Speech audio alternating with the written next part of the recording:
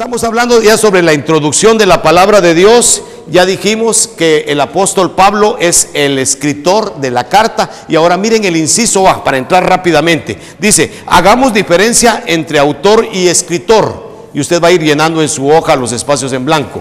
Inciso B, en cualquier obra literaria es lo mismo, autor y escritor. En cualquier obra literaria es lo mismo. A ver, les hago una pregunta. Espero que lo sepan, ¿verdad? ¿Quién es el autor del ingenioso hidalgo Don Quijote de la Mancha?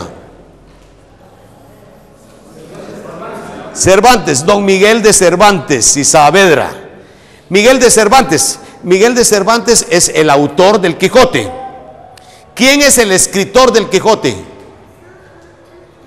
Miguel de Cervantes y Saavedra. Autor y escritor para un libro es lo mismo. Ahora me voy a dar mi paquete.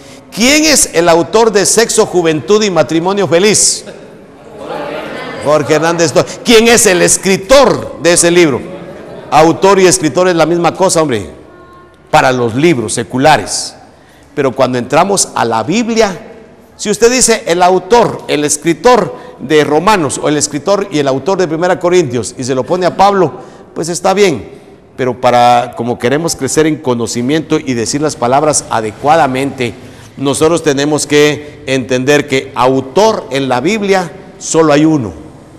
El autor de los 66 libros que tiene la Biblia es uno, es el Espíritu Santo. No hay otro. El escritor, escritor hay entre 35 y 40 escritores. Pablo escribió 13, dijimos en la lección anterior, o 14. Por eso decimos entre 35 y 40 escritores, porque no sabemos algunos libros. Si Pablo escribió 14, hay un escritor menos. Se mencionan unos libros que no se sabe quién los escribió. Puede haber sido alguien, entonces está entre 35 y 40. Solo para que entendamos. Pero lo que quiero dejar claro, el día que le pregunten quién es el autor de Romanos, ¿quién es el autor de Romanos? El Espíritu Santo, porque autor hay solo uno. El Espíritu Santo es el autor de Romanos, el autor de Génesis, el autor de Apocalipsis. El autor de 66 libros es el Espíritu Santo. ¿Quién es el escritor de Romanos? Pablo. ¿Quién es el escritor de Apocalipsis? Juan. Diferencia entre autor y escritor en la Biblia sí hay que marcarlo bien claro. Uno es el Espíritu Santo, es el autor. No se nos olvide, por favor. Autor, y ahí están las palabras, 2 Timoteo 3, 16 y 17, usted las conoce. El Espíritu Santo inspiró, guió a hombres para que escribieran la palabra de Dios sin cometer errores. 2 Pedro 1, 21, que dice, nunca la profecía fue traída por voluntad humana, sino que los santos hombres de Dios hablaron siendo inspirados por el Espíritu Santo. A propósito, de una vez quiero dejar la pregunta, ¿qué es inspiración? ¿Qué es inspiración? Todos estamos pensando, bueno, inspiración es cuando le vino a alguien un pensamiento y lo escribió y dijo, qué chulo el pensamiento. Cuando uno escribió un poema o a fulano que escribió una canción y esa canción le llegó a uno, qué inspirado estaba cuando escribió. Esa es inspiración humana. Pero cuando hablamos de inspiración, otra vez, en la Biblia, la palabra inspiración tenemos que aplicársela solo a Dios. Si no se les queda la definición, no tengan pena, pero los puntos de la definición sí se les debe quedar. La inspiración, uno, es un acto soberano de Dios, es de Dios. Inspiración en la Biblia no puede tener usted. Inspiración es un acto soberano de Dios. Dos, por medio del cual guía a hombres. Guía, Él los guía, no les está soplando, no les está dictando como una secretaria, sino los guía a escribir su voluntad. Todo lo que está escrito en la Biblia es lo que Dios quería que usted recibiera. Y sin cometer errores, los que escribieron no cometieron errores porque el Espíritu Santo los guió y sin afectar su personalidad. Le voy a poner otra vez. Acto soberano de Dios, sí, porque solo Dios puede inspirar. Por medio del cual guió a hombres 35 o 40, entre 35 y 40, para escribir su voluntad. ¿Cuál es su voluntad? Los 66 libros de la Biblia. La Iglesia Católica le tiene aumentados 10 libros, nosotros solo aceptamos 66. Y sin cometer errores. La Biblia no tiene errores. Pero es que hay una cosa, esto no me parece, esto no está bueno. Usted no lo ha entendido, pero la Biblia no tiene errores. Busquemos en el estudio formal de la Biblia y nos vamos a dar cuenta que no tiene errores. Y segundo, sin afectar su personalidad. Miren, Dios no agarró a Moisés y le dijo: Moisés, mírame a los ojos, mírame a los ojos. Mira, y hasta que Moisés se quedó traumado, ahora sentate, escribí. Y Moisés principió a escribir porque lo hipnotizó el Señor. No, Dios permitió que los siervos escribieran lo que ellos querían en su forma de escribir y escribieran sin cometer errores. Ellos lo escribieron guiados por el Dios para que nos dieran lo que necesitamos.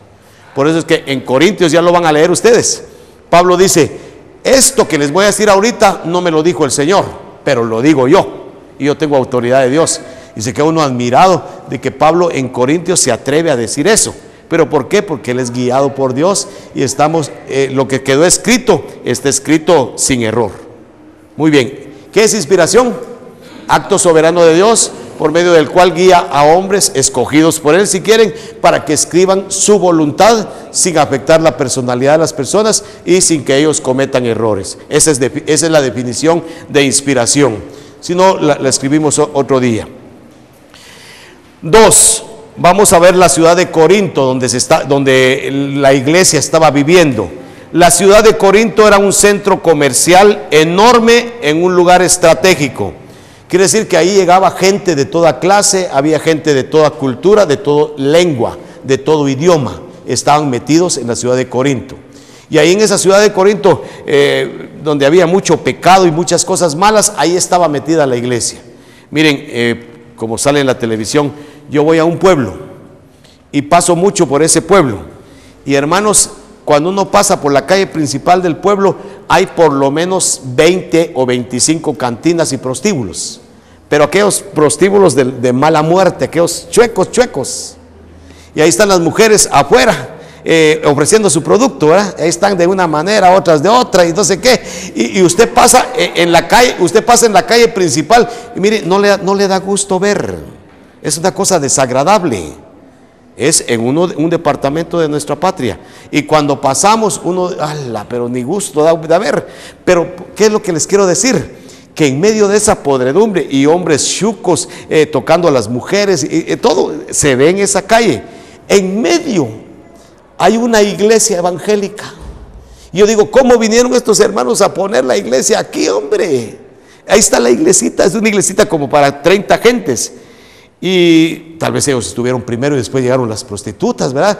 Pero ver esa iglesia metida en ese centro de chuquedad, se queda uno admirado. Ser luz ahí a esos pobres les debe costar. Cantarle al Señor sin que lleguen bolos a molestar. La ciudad de Corinto tenía mucho de eso. Y ahí estaba la iglesia de Corinto. Imagínense cuánta presión de pecado, de practicar las cosas del mundo había en los hermanos que acababan de aceptar a Jesucristo. Número 3, una ciudad sumamente importante. Para que usted reconozca dónde está la carta a los Corintios, qué era lo que significaba y todo lo que Pablo va a enseñar. ¿Qué le parece a usted? Solo estoy anticipando.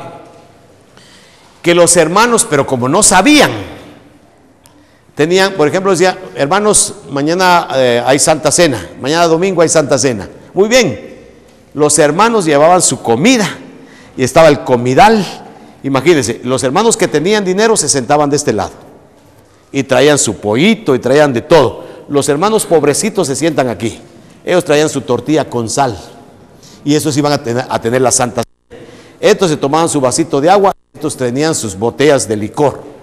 Y cuando terminaba la Santa Cena, estos hermanos nunca le pasaron un pedacito de carne a los que de tortilla con sal. Y cuando salían de la Santa Cena, salían todos: bendito sea el Señor, bien bolos. Esa era la Santa Cena. ¿Qué les parece?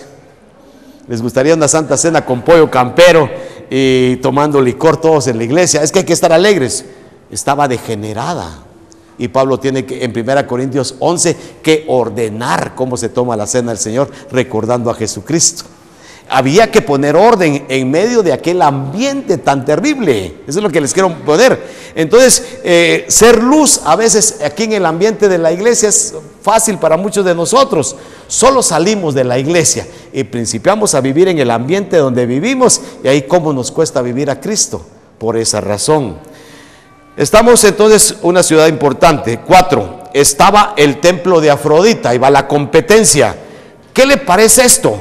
1000 prostitutas sagradas a disposición de los que asistían a los cultos. ¿Les parece, hermano? No sé si entienden. Ahí habían 1000 prostitutas y usted llegaba y daba su ofrenda, pero tenía derecho a presentarle un sacrificio sexual a sus dioses, y ahí estaban las muchachonas para que usted escogiera. Amén, hermanos.